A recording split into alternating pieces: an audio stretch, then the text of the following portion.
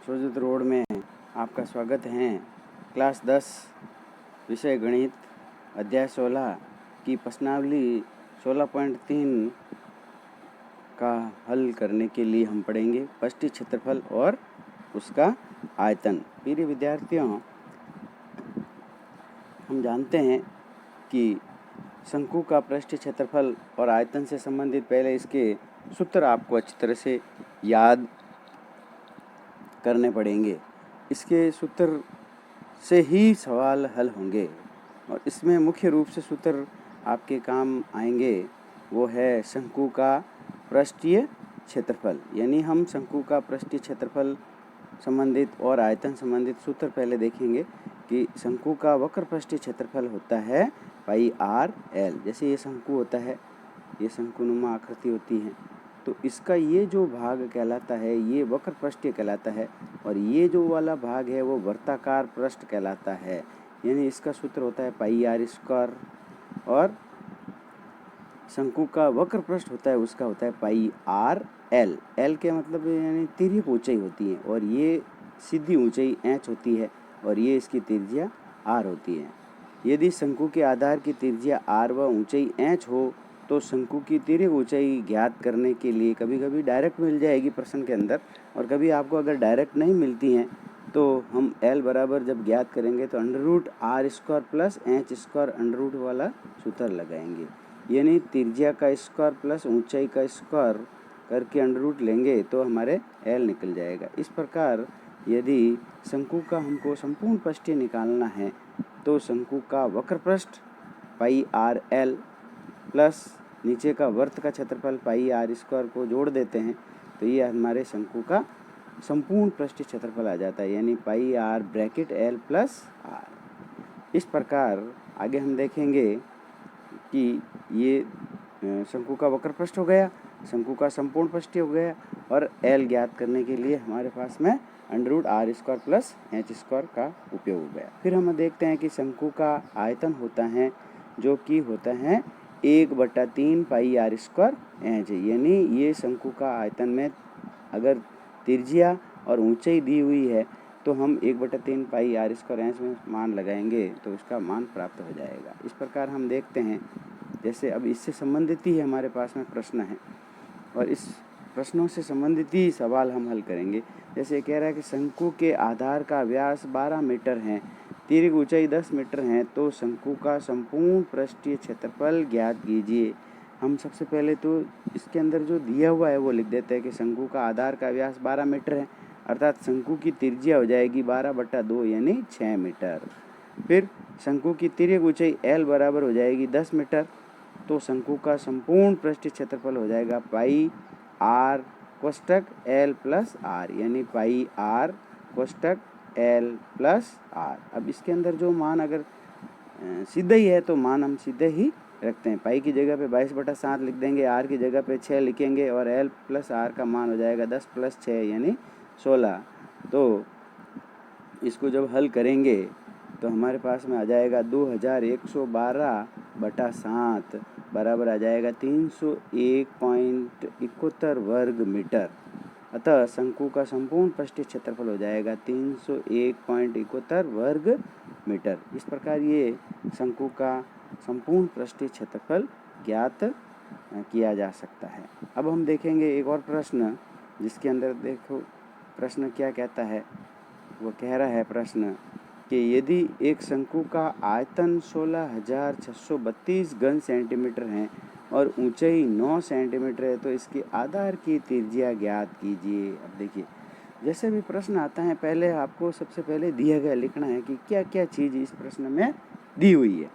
यानी दिया हुआ है शंकु का आयतन 16,632 घन सेंटीमीटर, शंकु की ऊंचाई एच बराबर 9 सेंटीमीटर, तो शंकु का आयतन हो गया 1/3 पाई आर स्क्वायर एच।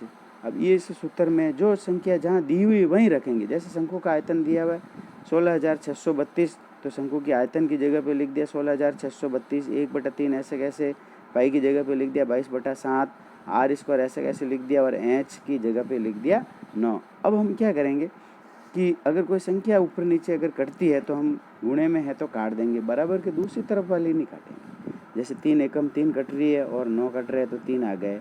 अब हमारे पास में संख्या आ गई 16,632 बराबर 22/7 इंटू आर स्क्वायर इंटू 3। अब देखेंगे कि हमारे पास में संख्या है 16,632 इंटू वज्र गुणा कर दिया तो आ गया 7 और दूसरी तरफ बराबर की दूसरी तरफ आ गई 22 इंटू आर स्क्वायर इंटू 3। अब आर स्क्वायर हमको ज्ञात करना है तो लिख दिया हमने 16,632 इंटू 7/22 इंटू 3। अब हम देखेंगे कि जब 22 के पहाड़े से 16,632 काटेंगे डिवाइड भाग देंगे इसके अंदर तो 756 बार जाएगा इंटू 7 ऐसे कैसे बटा 3 आ जाएगा। जब 756 को भी 3 के पहाड़े से काटेंगे तो आ जाएंगे आर स्क्वायर बराबर 252 इंटू 7।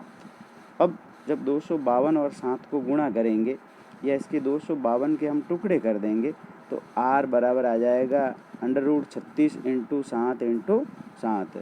जब हम देखेंगे कि आर बराबर 36 का वर्गमूल 6 हो गया और 7 इंटू 7 का वर्गमूल 7 हो गया, अर्थात आर बराबर हमारे 42 सेंटीमीटर शंकु की त्रिज्या प्राप्त हो गई, अतः शंकु की त्रिज्या हो गई 42 सेंटीमीटर। इसी प्रकार एक और प्रश्न लेते हैं और इस प्रश्न को भी हल करते हैं।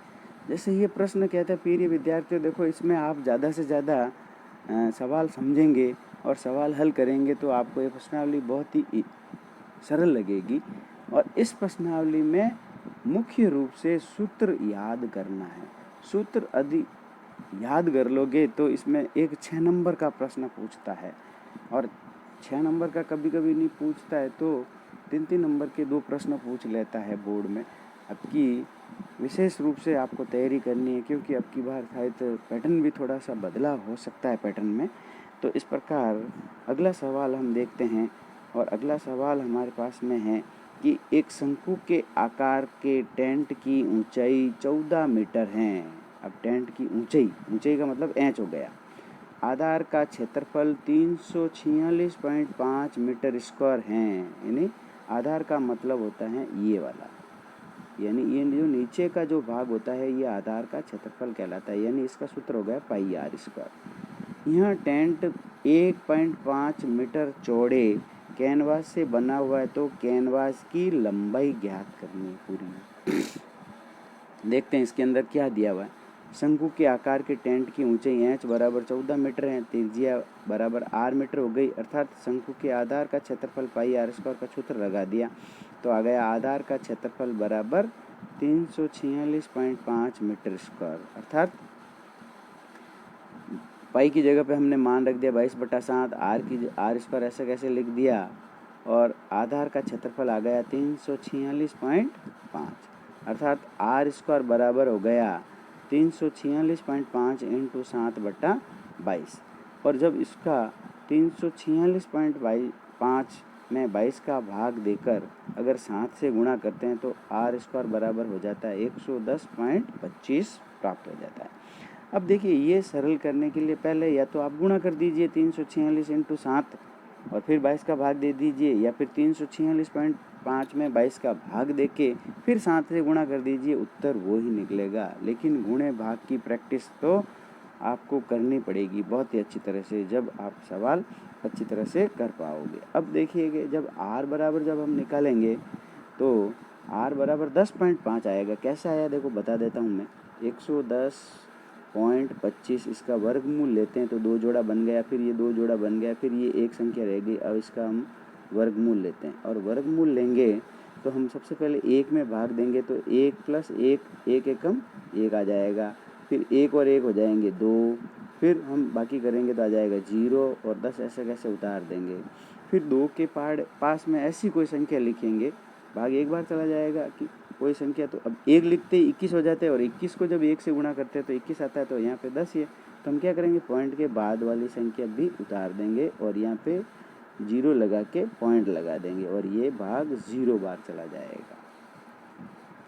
अब 20 के पास में ऐसी कोई संख्या लिखते हैं और इसे गुणा करते हैं तो ये संख्या आती कि नहीं आती। 5 लिखते हैं और 5 से गुणा कर देते हैं तो 5 25 और 5 दूनी 10 यानी 1025 आ जाता है, यानी 10.5 आ जाता है। अब आर बराबर जब 10 पॉइंट आ गया तो हम टेंट की तिरछी लंबाई ज्ञात कर लेते हैं। एल बराबर, और एल बराबर होता है under root r square plus h square, यानी आर का मान रखते हैं हम 10.5, एच का मान रखते हैं 14, अर्थात 10.5 को हम 10.5 से गुणा करेंगे तो आ जाएंगे 110.25, प्लस 14 को 14 से गुणा करेंगे तो 196 आ जाएंगे।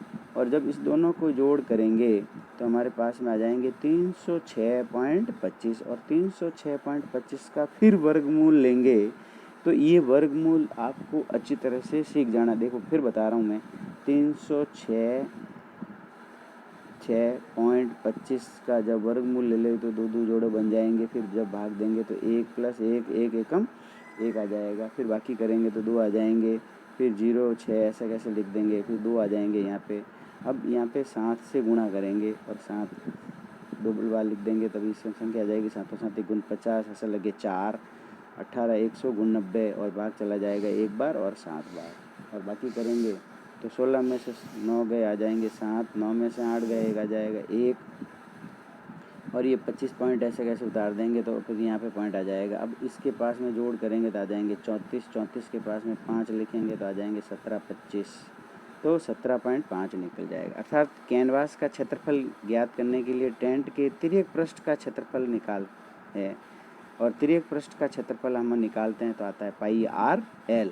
पाई का मान 22/7 रखते हैं, आर का मान 10.5 और एल का मान 17.5। जब आप इसको गुणा करेंगे तो हमारे पास में उत्तर आ जाएगा इसका 577.5 मीटर स्क्वायर, और ये किसका, कैनवास का तिर्यक पृष्ठ का क्षेत्रफल आ जाएगा। अर्थात कैनवास की जब लंबाई ज्ञात करते हैं तो क्षेत्रफल में चौड़ाई का भाग दे देते हैं, यानी 577.5 में 1.5 का भाग देंगे तो कैनवास की लंबाई आ जाएगी 385 मीटर। इस प्रकार इसका प्रश्न का भी आंसर प्राप्त हो जाता है, उत्तर निकल जाता है। सवाल को परीक्षा के अंदर सुंदर राइटिंग के अंदर साफ सुथरे अक्षरों में जब आप कॉपी भी सबमिट करते हैं तो देखते हैं हम कि ये विद्यार्थी क्या करते हैं, वीडियो तो देखते हैं अच्छी तरह से और कॉपी सबमिट सही तरीके से नहीं करते हैं, करते ही नहीं है। देखे वीडियो देख लिए हमने, अब सवाल नहीं करे तो भी हमको ये समझ में आ गया। अरे प्यारे विद्यार्थियों, ऐसे समझ में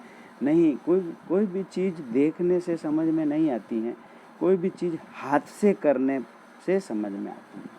हाथ से प्रयोग करोगे तो आपको पता चलेगा कि ये सवाल मैं आसानी से इसको मैंने हल करा, इसीलिए मैं अब इसको आसानी से कर सकता हूँ। अब हम देखिए कि एक एक्सरसाइज 16.3 का भी ऐसे कैसे प्रश्न है और उसको लेते हैं और हल करते हैं तो भी वो भी हल हो जाएगा। एक लंबवर्तीय शंकु का आयतन 1232 सेंटीमीटर क्यूब है तथा उसकी ऊंचाई 24 सेंटीमीटर है, तो शंकु की तिर्यक ऊंचाई ज्ञात करो।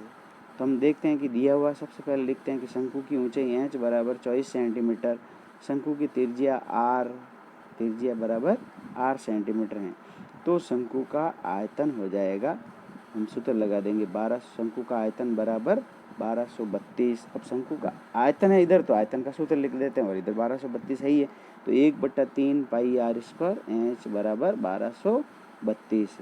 अब हम जब 1/3 into 22/7 into r square into h की जगह पे जो मान दिया हुआ रख देते हैं और 1232 ऐसे कैसे लिख देते हैं, तो जब r स्क्वायर बराबर हम जब निकालेंगे तो हमारे पास में r स्क्वायर बराबर आ जाएगा 1232 इंटू 3 इंटू 7/22 इंटू 24।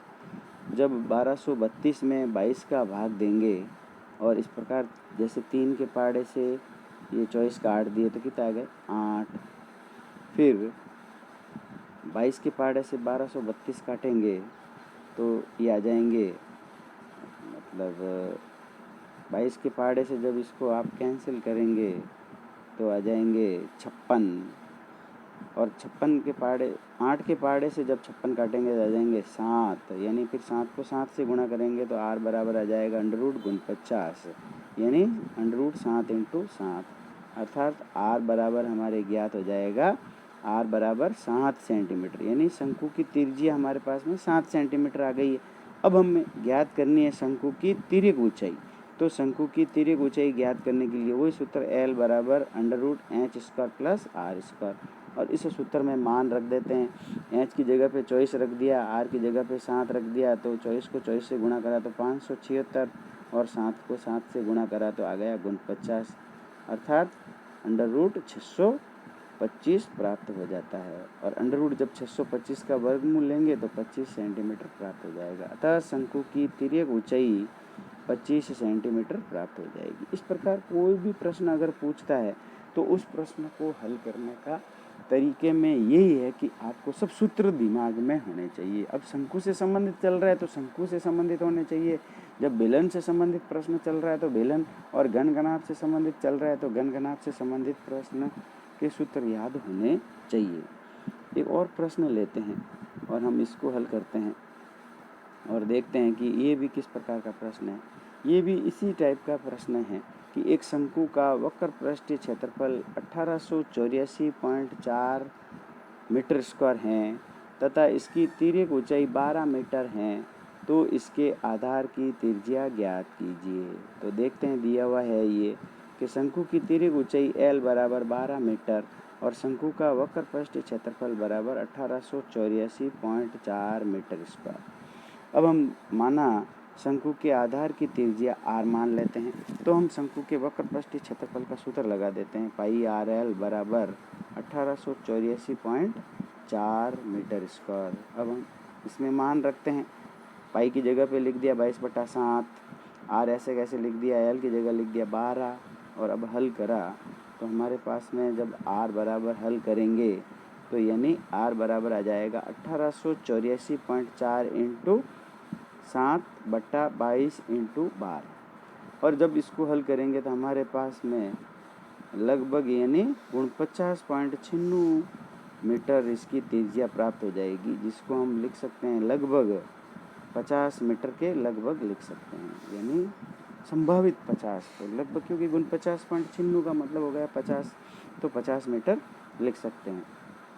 इस प्रकार एक और प्रश्न लेते हैं और इस प्रश्न को भी हल करते हैं, तो देखते हैं कि ये प्रश्न क्या कह रहा है। यानी प्रश्न कह रहा है कि 9 मीटर ऊंचे शंकु के आकार के टेंट के आधार की परिधि 44 मीटर है, तो इसके अंदर वायु का आयतन ज्ञात कीजिए। तो हम देखते हैं, दिया हुआ शंकु की ऊंचाई h बराबर 9 मीटर है और आधार की परिधि 44 मीटर है, तो इस आधार की परिधि से हम सबसे पहले त्रिज्या निकालेंगे और इसकी जब त्रिज्या निकालेंगे तो सूत्र लगाएंगे कि आधार की परिधि का सूत्र है 2πr बराबर 44 हो जाएगा। और जब इसको हल करेंगे तो हमारे पास में दो ऐसे कैसे लिख देंगे, पाई की जगह पे 22/7 इंटू r ऐसे कैसे लिखेंगे बराबर 44, और फिर पक्षांतर करके r एक तरफ रखेंगे, संख्याओं को दूसरी तरफ भेज देंगे, तो हमारे पास में r बराबर 7 मीटर प्राप्त हो जाएगा। इस प्रकार अब हमें शंकु के अंदर यानी वायु का आयतन ज्ञात करना है, तो शंकु के आयतन का सूत्र लगाना है। और शंकु का आयतन आपको पता है, याद होना चाहिए, 1/3 पाई r² h होता है, तो इसकी जगह पे मान रख देंगे 1/3, पाई की जगह पे लिख दिया 22/7, r की जगह पे लिख दिया 7 × 7 × 9। और जब इसको हल करेंगे तो हमारे पास में उत्तर आ जाएगा 22 × 7 × 7 × 9/3 × 7। एक 7 से एक 7 कैंसिल कर दिया, एक 3 से ये 9 कैंसिल कर दिए, तो 3 आ गए, यानी 22 को 7 से गुणा करेंगे और जो उत्तर आएगा उसको 3 से गुणा करेंगे, तो हमारे पास में इसका 462 घन मीटर उत्तर प्राप्त हो जाएगा। इस प्रकार प्रिय विद्यार्थियों, आपने इस प्रश्नावली के कुछ प्रश्नों को भी हल करा है और सूत्र को अच्छी तरह से याद करोगे तभी ये प्रश्न आप हल अच्छी तरह से कर पाओगे।